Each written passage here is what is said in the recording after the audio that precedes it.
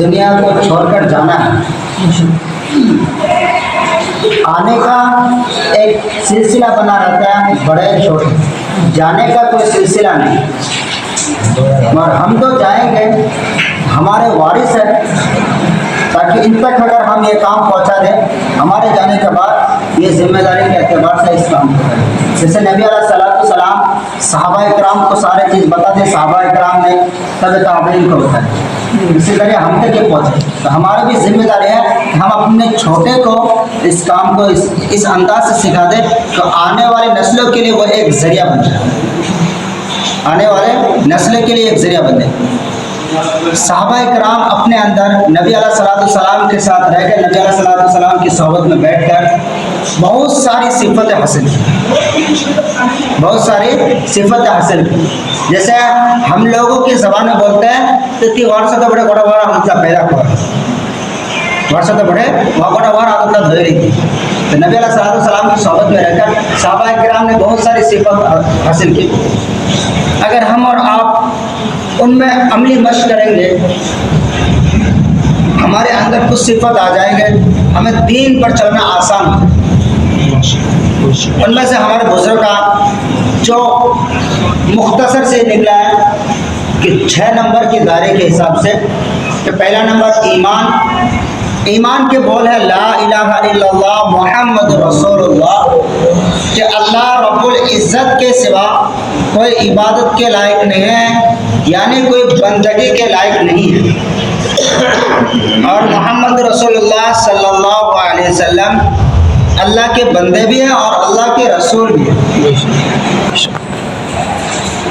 तो हमें अपने ईमान को,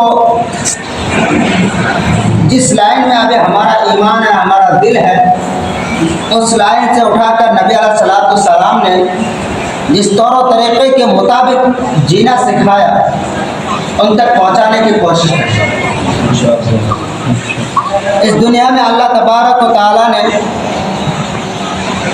बहुत सारी चीज़ें दी हैं, बहुत सारी मखलूक़ात पैदा की, मगर इनमें से इंसान को अशरफुल मखलूक़ात करार दिया है, यानी सबसे बेहतर मखलूक, सबसे अफजल मखलूक, सबसे आला मखलूक बताया है।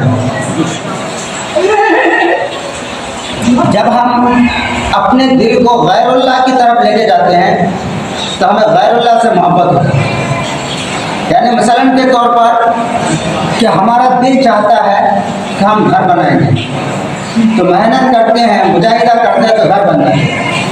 अगर ये अपने दिल में हम ठान लें कि हमारी सारी चीज़ करने धरने वाला अल्लाह तबारक व तआला है, हम पहले अपने ईमान को मजबूत करें।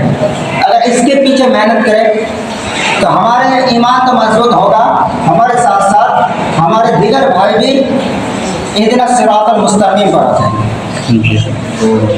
और इस रूए ज़मीन में जितनी भी चीज़ें हैं, सारी चीज़ अल्लाह की मोहताज है। हम सोचते हैं कि हमारे आँख है, हम देखते हैं, नहीं, हमारे आँख देखने में अल्लाह की मोहताज है।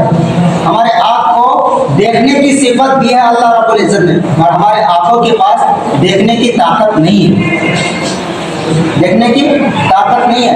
एक कुव्वत का वाक़या है कि वो शख्स अपने दिल का इलाज किया, दिल का इलाज किया तो डॉक्टर ने उसके 4 लाख रुपए फीस लिखा, 4 लाख रुपए फीस लिखा। वो फीस को देखकर रो पड़ा, फीस को देखकर रो पड़ा। डॉक्टर कहा तो पैसा ज़्यादा हो गया इसलिए रो रहे हो, तो डॉक्टर ने कम कर दिया, घटा दिया फीस को, फिर भी रो रहा है। बोला अब तो घटा दिया, आप किस चीज़ का टेंशन? बोला मुझे टेंशन आपकी फीस की नहीं, आप लोग 10 लाख मांगे, 10 लाख देने को लिए तैयार हो। आपने चंद मिनट के लिए मेरे दिल की हिफाजत की, आपने इतना चार्ज कर लिया। मेरे रब तो जब से मैं पैदा हुआ हूँ उसी वक्त से लेकर आज तक मेरे रब मेरे दिल की हिफाजत करते आए हैं, मैं उसका हिसाब कैसे चुकाऊँ, उस हिसाब को कैसे अदा करूँ? उसके दिल में कैसे ये ताक़ीर पैदा हुआ कि उन्होंने ला इलाहा इल्लल्लाह इसको बेहतरीन तरीके से पहचाना।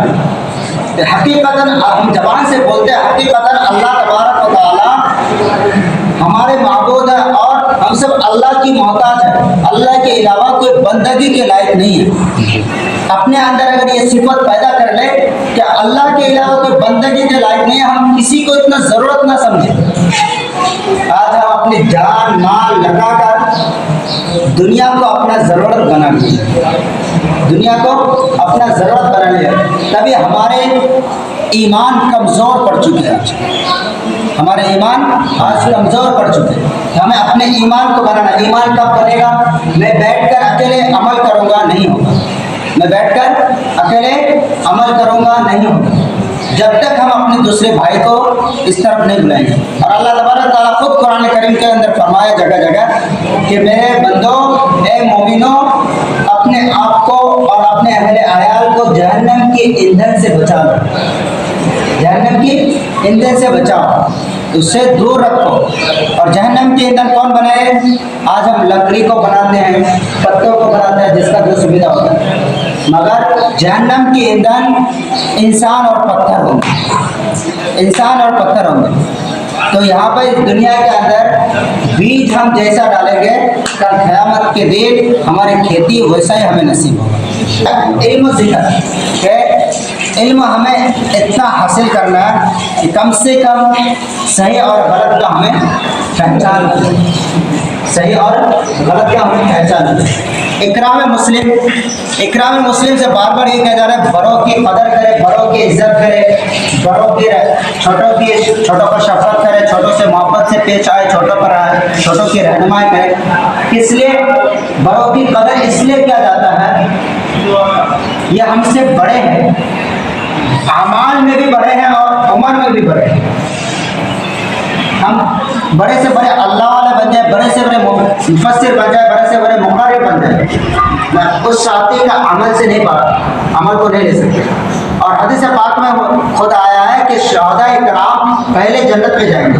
तो एक अंसारी सहाबी ख्वाब में देखा कि एक कबीला के दो सहाबी, दो आदमी एक साथ ईमान लाए, एक आदमी शहीद हो गए और एक आदमी एक साल बाद इंतकाल हुआ, एक आदमी। तो अंसारी सहाबी ने देखा जो आदमी का एक साल बाद इंतकाल हो, वो पहले जन्नत में दाखिल हो रहा है, वो पहले जन्नत में दाखिल हो रहा है। तो अल्लाह के नबी के पास ये वाक़या लेने पहुंचा। अल्लाह के नबी ने कहा कि आप ये नहीं देखते कि उन्होंने एक साल में कितनी रकात नमाजें पढ़ी है? आप ये नहीं देखते उन्होंने एक साल में कितनी रकात नमाजें पढ़ी है? इसलिए हम बड़े के आमाल से नहीं, बड़ों को आमाल से नहीं तुल सकते, इसलिए बड़ों की कदर है। और छोटों पर शफकत इसलिए करें कि ये सोच लिए, कुछ नहीं सोचेंगे हमारे छोटे, ये सोच लेते हो सकता आगे चलकर ये कोई मुफस्सिर बने, बड़े अल्लाह वाले बन सकता है, बनता भी बहुत सारे हमारे। इसलिए बड़ों से पेश आए, छोटों से मोहब्बत से पेश आए, उनके ऊपर शफकत, इखलास से नियत।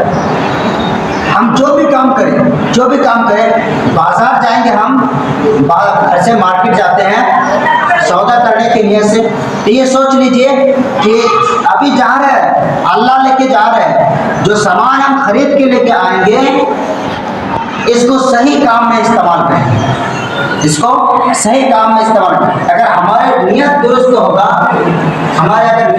होगा, तो अल्लाह तबारक व तआला हमारे सारे मसाइल को हल कर देंगे, सारे काम आसान कर देंगे। आज हम पहले नियत के अंदर खोट लेके बैठते हैं कि अभी हम मक्का का खेत लगाए हैं तो इंशाअल्लाह 5000 रुपये कुंटल बिकेगा, फलाना ज़रूरत पूरा करूँगा, फलाना ज़रूरत करूँगा। नियत हमारी पहले ही खोट है नियत में, तो अल्लाह की मदद कैसे आएगी? मैं एक मिसाल दे रहा हूँ, एक मिसाल के तौर पर बता रहा हूँ कि नियत में हमारे पहले ही खोट आ जाता है कि मक्का बेचने के बाद ये वाला काम करेंगे, ये वाला काम करेंगे, ये करेंगे। तो नियत हमारे दुरुस्त होना चाहिए। अगर हम लगा दिए खेती, इस खेती को उगाने वाला अल्लाह है, अगर अल्लाह ने हमें इस खेती से दौलत देगा तो हम इंशाअल्लाह दीन के रास्ते में इस्तेमाल करेंगे, सही रास्ते में इस्तेमाल करेंगे। दावत है इल्लल्लाह और लायानी बातों से परहेज करना।